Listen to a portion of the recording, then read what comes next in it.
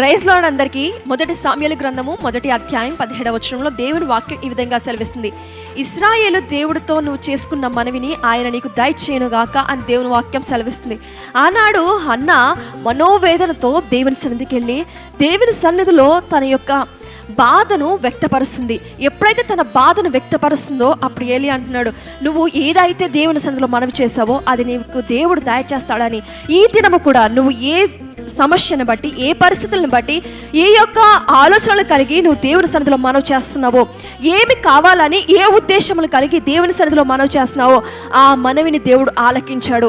ఆ మనవిని దేవుడు ఆలకించి నువ్వు ఏదైతే కోరుకుంటున్నావో అది నీకు దేవుడు దయచేస్తాడని ఈ దినము దేవుడు నీతో మాట్లాడుతున్నాడు. కనుక ధైర్యముగా దేవుడు నీ మనవిని ఆలకించాడని సంతోషము కలిగి కడవరకు ఆయనలో నిలకడగా ఉందుముగాక. ఆమేన్.